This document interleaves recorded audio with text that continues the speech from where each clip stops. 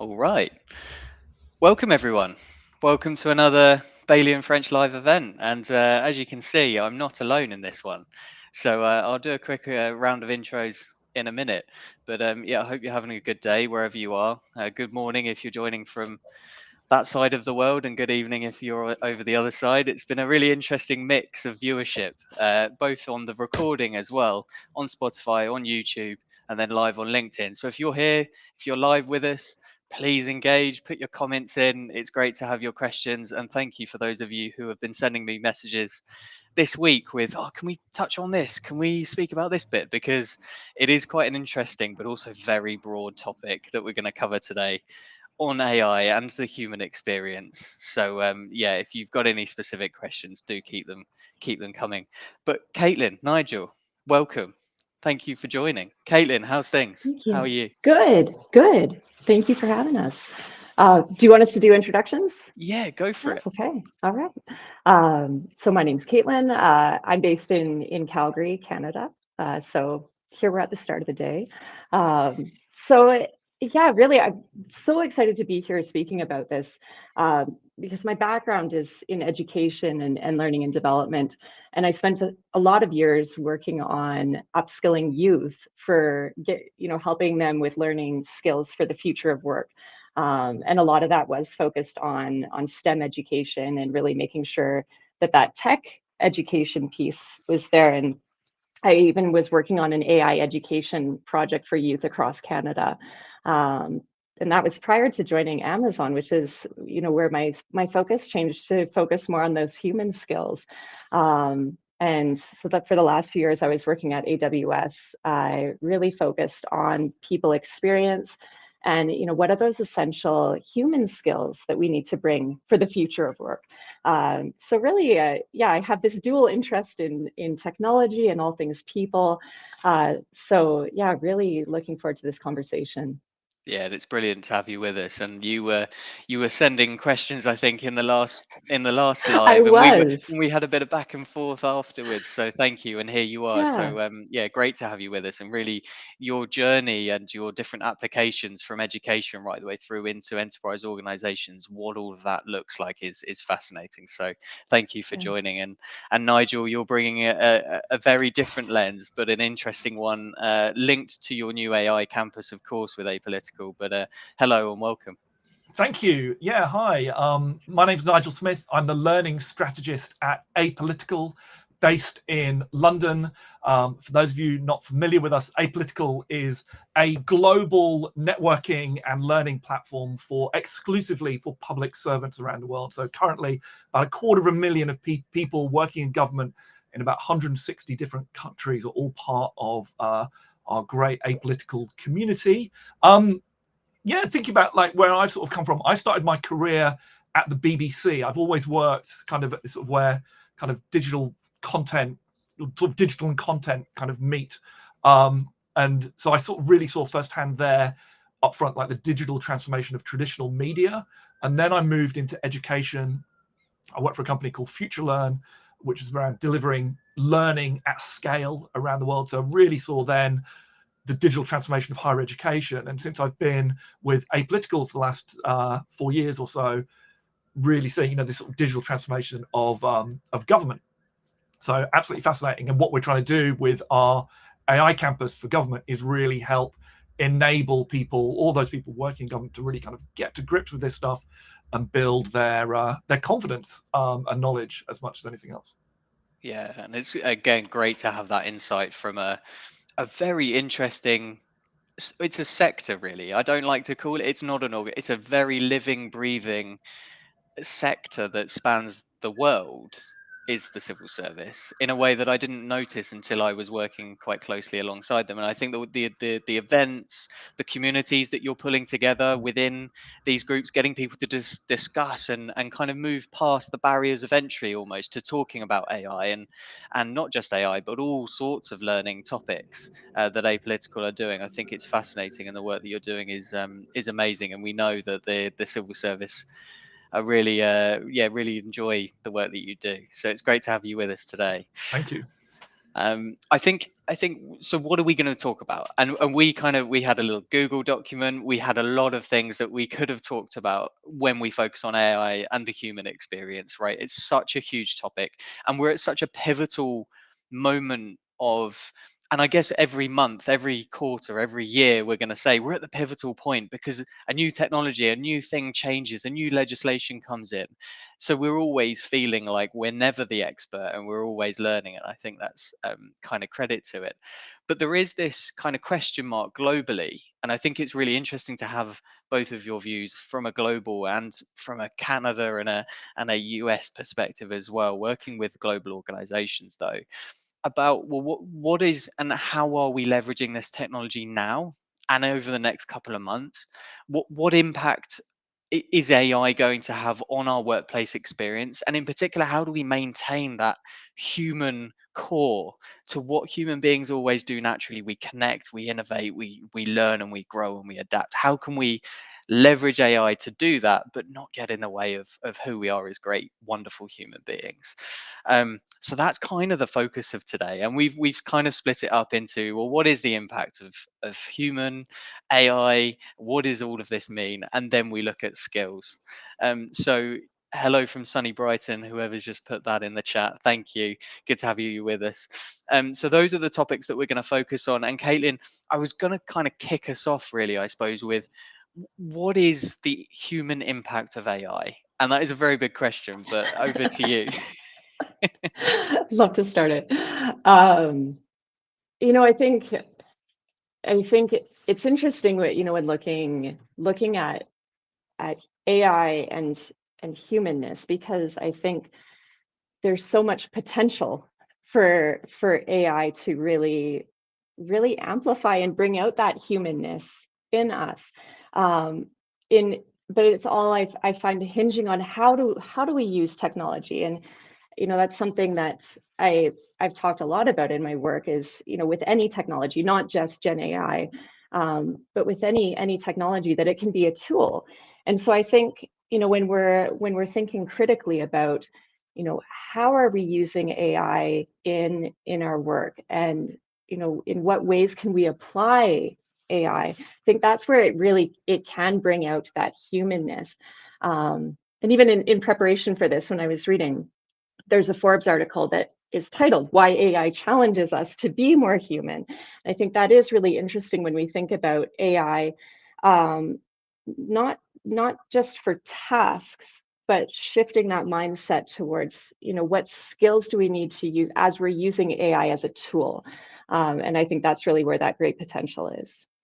Yeah, it's really interesting looking at some of those case stories, and I know the article that was shared as well around the Deloitte. What Yeah. does this mean for humanity and the human stories on the everyday? Almost, are we going to create ourselves maybe a bit of time to focus on the human stuff? I've already sent out that email. I've prepped it. I've prepared it, and it's been quicker because I've got AI supporting me. So maybe I now can just focus on the well, how's this going to impact people? Can I maybe use some prompts to improve its inclusivity and its language that it's using? It's a very interesting time. Nigel, what are your thoughts? Well, I was just thinking what you're saying there about just using AI and just being curious about these tools. Just an example from this morning, I used ChatGPT for a task this morning, something I had not used it for before, and it prompted me to think in a different way. What it suggested, pointed me in different directions that I wouldn't have come up with on my own. So actually, it sort of helped my own critical thinking a little bit. I think where people get nervous when we're talking about AI and human experience sort of feel kind of like they clash a little bit, I think, instinctively for a lot of people. And I think that's a lot to do with just people's kind of feeling a little bit of a lack of confidence about using these tools, or just understanding some of the bigger picture. I mean, it's interesting. We, Apolitical, we've released a report, or we published it today, around building AI-ready governments, and we did a huge piece of research with people working in government, and the appetite for learning about this is huge, but the amount of people who've actually received any training on it is relatively small, sort of 15, 16%.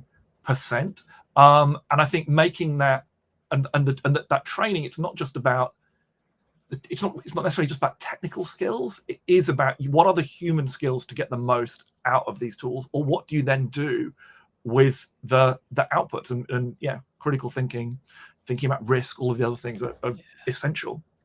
Yeah, it's an interesting one, isn't it? Because you touched there on appetite, and I don't think I've seen, or don't think I can remember, I guess, a skill or a type of skill the same way that AI is having on us, in the sense that it's highly relevant. It can impact my work right now and can make my life significantly easier pretty much overnight if I use it right.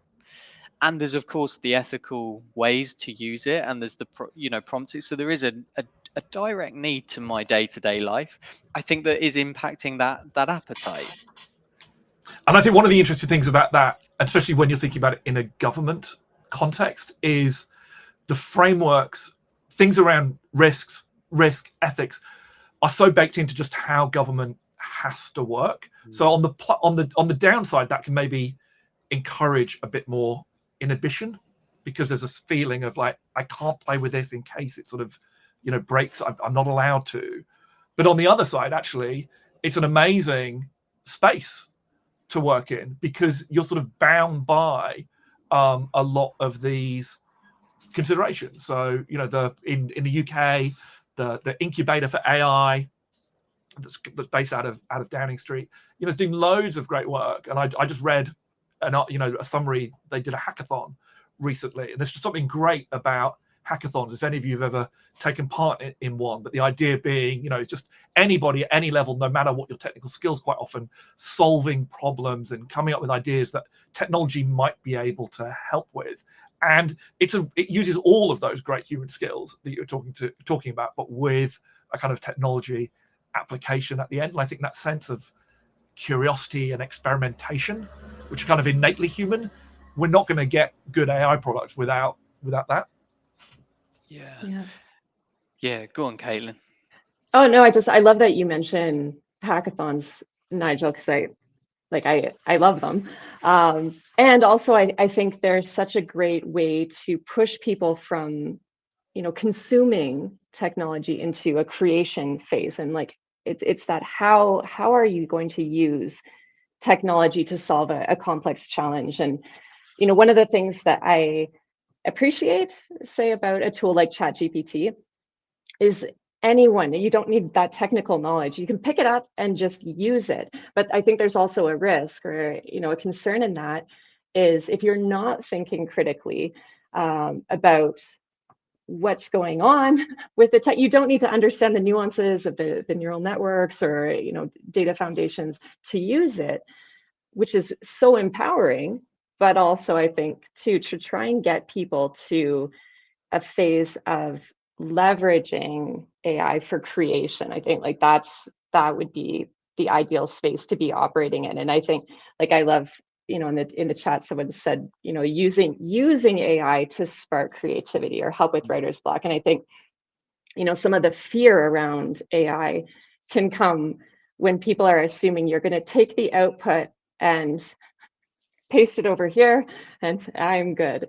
And that's not really using AI in the optimal way. I think it's step one. But yeah, I think I'm using it much like you, Nigel. It's like it speeds things up. It creates time and space to practice those more human things like creativity. Yeah, do you know what I've noticed as well? And I guess I'm an AI optimist and an experimenter with a degree of safety, right? We all work in certain organizations, right, where there is a risk of using AI, and you can't put everything in that, and you have to be safe and cautious about that. But I am very much of an optimist, and buying back time is always a benefit to me in any way, shape, or form that I can get it. And I've been using it in very different ways, and creativity, and as that kind of almost a coach, asking me, almost, I've got the time now to look back and go, hey, if I was in this scenario, or from this perspective, what do you think could be the questions that that person would ask me? Or are you seeing these kind of use cases as early case stories? Is that advanced? Where are you noticing the people that you're speaking with, the businesses that you've been involved in? Are they still very early adoption? What is it? How is it going to help me? How do I use a prompt? Is it still early education, or are we starting to move forward into how people are using these tools? I don't mind who answers. Nigel, I'd love to hear what you're Sure. seeing in your context. I can chime in after. Yeah. Sure. From the government context, I'm seeing a variety, a wide variety. There's still a lot of. I did a panel last week, chairing a panel of UK senior civil servants who are taking our digital excellence program, and we had a great panel on the AI kind of for leadership. And we asked at the beginning, how are you using AI? Are your teams using AI? And the majority were not. But there was quite a little bit of dabbling, but actually using it for sort of kind of output-based tasks. However, I've seen some really, really great examples.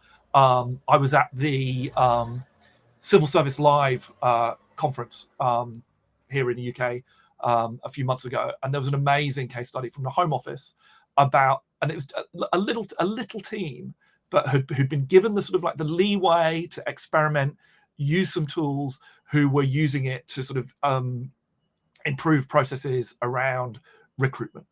And there was a lot of discussion in the room of people wanting to emulate what they were doing. Other people had other great examples. So it's definitely happening. But I think still quite a lot of it is still at the experimental phase more than anything else. Go on, Caitlin. What are you seeing? What are you hearing? I think it does depend a little on industry. Coming from AWS, AI is at the forefront of every strategy and across functions, and I think leaders, especially in tech, it's they're thinking very proactively around not just how is the tech company going to use AI, but also how will they support customers in bringing AI into their business to really optimize business. And I read a stat they'd done a survey of business leaders that said that about 65% are reporting that they're using AI regularly, and I think it's the next phase though is around strategizing around AI. So I think I'm not even sure what using it regularly means. Does that mean they just have ChatGPT open when they're drafting emails, or is there more to it around strategy? And I actually had a really interesting conversation yesterday with someone who works in consulting, and they were sharing some different use cases of how they're helping different clients build AI into business strategy. And one of their clients was considering automating a lot of the tasks that those early career folks were doing, because it does have that potential to automate. But in the end, they decided they needed to rethink their strategy, because by removing that and to automating those things, actually those early career folks were not gaining some of the skills that they needed for it to be in those mid to advanced career phases. And so I think there's really, again, that very human element of intervention. Just because you could use AI in a particular function or in a certain part of your strategy doesn't necessarily mean that it's the best option. And so really thinking about in what ways does it make the most sense, versus needing to keep things human. So yeah, I think it's a real mix depending on where people are at in their adoption. There's a great comment in the chat. Anthony said humans give AI prompts so AI can prompt humans, and I think this idea of thinking, where can AI sort of augment human intelligence rather than replace it is a useful sort of lens to look at this It's a through. really interesting one as well, isn't it? Because if it is symbiotic, and Anthony, great name by the way, and great point, and I love it, because if it is to be symbiotic and truly like, if the human doesn't have the skill around communicating authentically, doesn't appreciate what inclusion means in real terms when they're drafting certain documents or using AI. Like, if you don't have some of these fundamental and also the growth mindset, so even not just practical skills, but also the mindset in which you approach your work, if you don't have these things in place as an organization, are you ever going to get ahead in the AI game? And is that where maybe we're going to start to see winners and losers of this AI kind of race, where actually it's not just the adoption of AI in terms of making people use it every day, and it's not just open chat GPT and have it open every day, but actually how you use it, when you use it, and having almost AI intelligence alongside your human intelligence and emotional intelligence to be able to apply it in a way that doesn't stifle creativity, learning, human connection, all of these very wonderful human things that workplaces can foster. I don't know. What do you think? I think very, very much it is that symbiosis. And I think I if I don't think that AI is replacing jobs so much as taking on tasks, and so that the humans alongside are focused on other things. And so it is that I think that vision of working alongside, and that word symbiosis, I think is really important. Um, One thing that I was thinking of, Anthony, because you talked about time a couple of, like anything to get back time, and Yeah. I'm doing this Coursera course right now called The Science of Wellbeing, and it's with Dr. Laurie Santos. It's like 5 million people have taken it before, so probably people listening have heard of this. But she talks a lot about the things we think will make us happy, versus what actually makes us happy. And one of the number one things that actually makes us happy is time affluence, and this ability to have freedom of time. Is There's scientific evidence that shows that this actually boosts our well-being, and so anything that is giving us back some time is positive. And so when you were talking about how AI could potentially be doing that, I was thinking, in terms of not just flexing our human creativity or critical thinking, but wouldn't it be amazing if actually this could have a positive outcome on our collective well-being as well, because it's freeing up time, which would be really powerful Yeah, if used in the if right way. yeah, Because for again, sure. you can have we talk about this a lot, and it's a great course, by the way. I know the one that I haven't done it myself, but I do recommend people go and check it out, because it is quite interesting. Um, but I think if you don't know what makes you happy, or you haven't had the opportunity to explore it, almost that's the first step of using AI. I recently did a kind of career prompt, right? So as part of our well-being check-ins, and a lot of the work that Bailey and French do, we look at positive emotions. What are our strengths? What meaning and purpose can you bring into the into your life?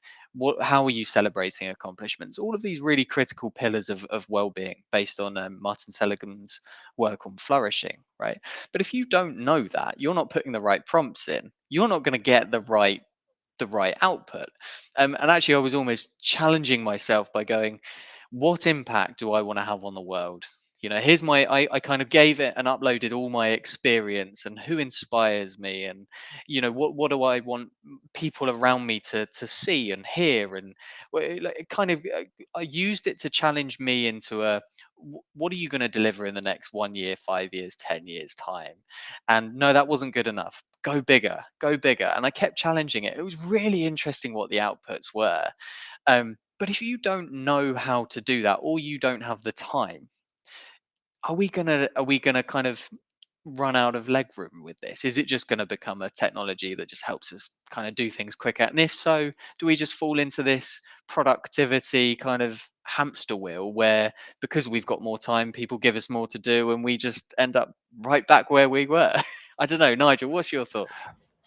You've prompted lots of different thoughts, and I really want to read what the AI said that you're I'll tell you. I'll share it after this. About what your future should hold. Right. I think we're at an interesting point in terms of this. All these people on the call today, the appetite. I think there's such an appetite, and I think actually, whether it's within departmental training, L&D, or organizations like ours, the amount of opportunities for upskilling in this area now are so great, and people are taking them, that I'm optimistic that we're not going to get into that sort of hamster wheel that you describe. And I think what we're certainly trying to do is to create quite a low barrier to entry for these things. So the first thing, when we launched this government AI campus last year, and the first thing that we did was a free course. Anybody can take it as long as you're working in government, and it's just called Understand How AI Impacts You and Your Government. But the working title for that, for basically until it went live, was like how to have an intelligent conversation about AI. That's all we wanted people. Those are the learning objectives. Can you actually just get a grasp on this, feel confident about talking about this, even if you're not ready to sort of use the software that you've been using to sort of prompt it, understand why people might want to do that. And I'm interested, the question I'd sort of like to ask you is like, at what point did you feel that AI was the thing that was going to do that bit of coaching for you? Because you've kind of got to that sort of level that I think people are sort of aspire to a little bit of, like, okay, you've got the confidence, you kind of know you've got an idea of what these tools can do, and now you're ready to experiment. But you're experimenting at a fairly safe space. You'll know nothing that the output of your career plan or whatever it is, that's not gonna help. It might help you make decisions, but it's not making decisions for you. It's not having a sort of the real world impact is to you and you alone. So yeah. So I mean about it being sort of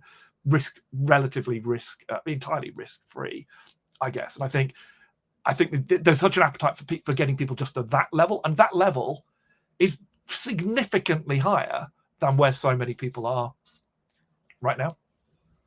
Yeah, it's really interesting, and I think it was the pressure of knowing that I had to deliver this, which prompted me more than my need to look at it.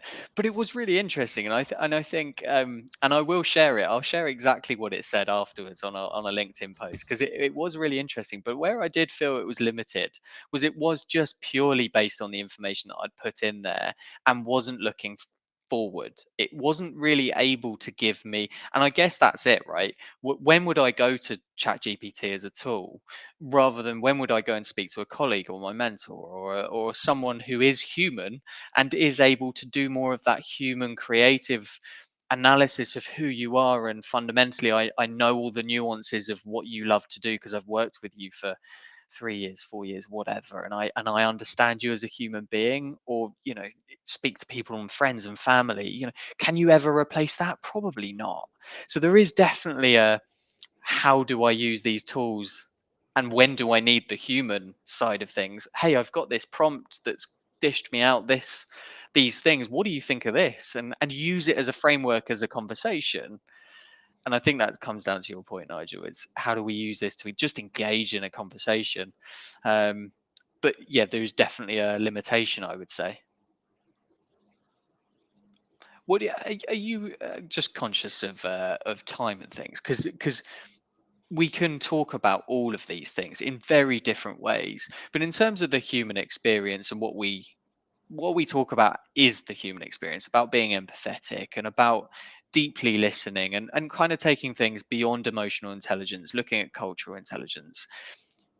Are, are we going to see this soon enough? Are we going to see this in a year, 6 months, or does there need to be some significant training and upskilling that needs to happen over the next 6 months to be even able to be in that place within a year?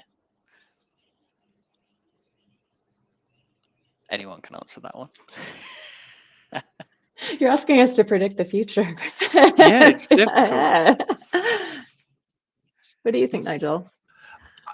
I mean, like I said, I think the fact that there is such an just going back to that sort of that stat that I said from our report at the beginning, you know, huge appetite and relatively little training that people have done, and so I think that sort of answers the question. So I think there is a lot of training that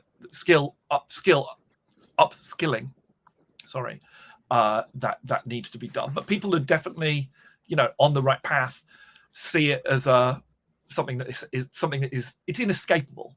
I think that's the thing about where we are with AI. It's sort of inescapable. So you kind of have to engage.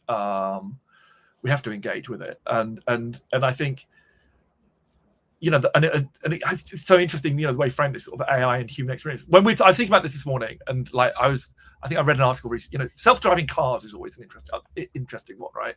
About when you think about AI and human experience, because I think generally people are, you know, anything that sort of feels like the technology's in control. You know, they've seen the Terminator, they get a bit scared. Do we really want self-driving cars? But you know, most you know accidents. Motor accidents are caused by human error more than anything else, right? And so there's a pretty good argument that says actually self-driving cars could make the roads a lot safer. But it's just getting over that. There's a big hump to get over, I think, before we start having those types of conversations and sort of reconceptualizing things a little bit, perhaps. And I think it's those, you know, when it comes to training, it's those sorts of like real world applications people really need to think about that are so important. It's a really interesting application, and I saw a piece the other day as well about would you follow an AI CEO? Because a lot of CEOs, it's just about making very fast decisions with not a lot of information, and there's a lot more to it. Obviously, you know, brand ambassadors, and you know, there's a lot more to it. But this article was kind of playing the devil's advocate of if that was the case, would an AI be able to make a lot of organizational decisions for us because it's got better information and better access to all the pieces of information about markets, you know, micro and macro kind of economic pressures that we're going to be facing or have been facing, can take into account a lot more. And similarly, self-driving cars, would you trust it? Like when do you take that leap? I'm very curious, and Caitlin, I know you've got some thoughts on this one because it's in the Google document and we've talked about it extensively. Mm-hmm. But Nigel, I'm also very keen to hear more about the AI campus. But Caitlin, the skills that you think are critical for people to be able to pick up and use AI in a human way and not lose that kind of empathetic, authentic, inclusive way of working. What do you Yeah, think some of those things are, and what do we need to prioritize and focus on? yeah, for sure. Um, you know, those very human skills, which in education, actually, we sometimes call them competencies, um, as opposed to skills. But I think that's really where the focus has the most impact. And so these are things like the ability to think creatively about multiple possible paths and that ability to branch with ideas, but then also to think critically and to narrow the vision into best possible solutions. And so that's one, both critical and creative thinking. Ability to to understand, cultural competence and awareness and empathy. And there's a whole bucket of competencies there around um, understand people's feelings are messy and complex, and understanding how something might land, I think, is important. Resiliency, flexibility, adaptability, communication skills, like these are all things that transcend job level or industry. And when we're working with kids in computer science, I think there's a pretty rapid phase of like the technical skills to actually use something. Like, can you learn a coding language? Can you learn, this concept around data? That the competencies, that's like a lifelong journey. Like, I hope no one ever says, I've mastered team collaboration and we're good. And so I think, when you're asking Anthony around like, what do we need to master in 6 months? I think, well, probably should learn some tools, like very specific tech learning, but there's a much longer ramp of developing those qualities, whether you're a leader or not. I think everyone is a leader in a certain way. Building those competencies is so key. Love that, because you've almost got the technical side of it. There is a real need, and you have to equip to be able to do that life and apply that lifelong learning style to it. Nigel, I am really conscious and really curious, actually. What drove the AI campus? What was the story there, and what's coming up? What can people get excited about, and what are you focusing in terms of the skills that you're building now and Yeah. in the future? Well, the AI campus really came about by this realization that this is a huge topic that people working in government really want to and need to grapple with, and built based on our sort of success of engaging communities from all around the world. And really, one of the great things about Apolitical is it's just fundamentally a social learning platform. The idea that public servants can learn from each other was really, really important. So it's been proven right, because we, as part of the AI campus, we launched an online community of practice, AI community of practice, that has over 3,000 people, members of that. So, and as I said, we started with that how to have an intelligent conversation about AI course, but we're just about to launch next week. We've been sort of talking about this for a little while, but people will be able to start learning on it next week. A new course that we've developed with content from with Stanford University in the US, but specifically pertinent to this conversation, their Institute for Human-Centered AI. And it's a bit more of an advanced course, but it's still, it's 4 hours of kind of on-demand learning, similar to the Coursera kind of model that Caitlin will be taking, and it just made me think. I've been looking at the content and the lessons in that course, and thinking about what you're saying about the CEO, the AI CEO, and decision making. And actually, one of the sort of the bits I sort of had a look at this morning, I thought was relevant to this conversation, is one of the lessons in that course talks about how AI is incredibly helpful in these activities like summarizing, drafting, and analyzing large amounts of information. But if you want to use it for decision making, keep a human in the loop.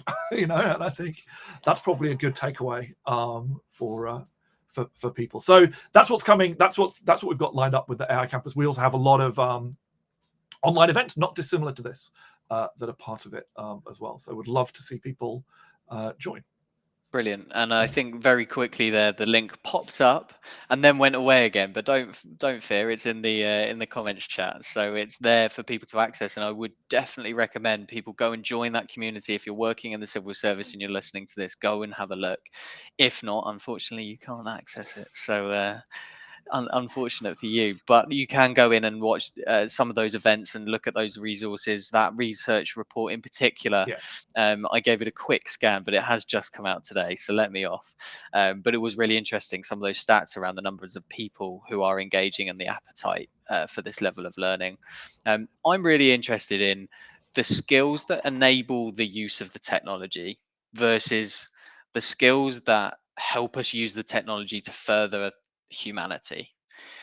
We've got ESG, and we've got a lot of people who are doing some great work. And in terms of being obsessed with the customer, I think customer profiling, and there's a huge amount of opportunity with AI in developing and getting smarter with how we address customer needs, and don't just address them because we know it's a market that we can make money in, but because it's a genuine need. And it kind of levels the playing field, I think, for economies and for people who maybe haven't got certain skills, but you've got access to all of this information. If you can't code, great, there's certain programs that will help you to code. And I think this is going to be really, really interesting, because I think the winners that are going to come out of this, and the people that leverage that ability to make human decisions using the information from AI, and use AI in a way that keeps that human connection, keeps the collaboration, is empathetic, is authentic, is inclusive. I think those are going to be the winning organizations in this race, right? It's always a race. It's an infinite race, but it's a race nonetheless. And I think the work that Apolitical you're doing with that AI campus, I'm really excited to see what happens what happens next. I'm conscious of time. We've got 5 minutes. We don't really have 5 minutes. We've got about 2 minutes. But if I say we've got 5 minutes, what are your kind of closing remarks? If you were kind of listening to this, what do you want people to take away from your wealth of experience in very different ways? What are your kind of key takeaways for people? I think for me, I'll just use it to answer the question that Anthony's asked in the chat. What advice would you give someone trying to help others overcome hesitation in AI in their daily work? And I think it's just encourage experimentation and encourage curiosity, and also do a lot of show and tell. Show people what you have done, what others have done, and break down these barriers and show that these are quite simple. These can be quite simple tools to use. So that's my advice: is just be curious and experiment. Brilliant. Caitlin, how about Yeah, you? I would echo that. The word that came to mind for me was play.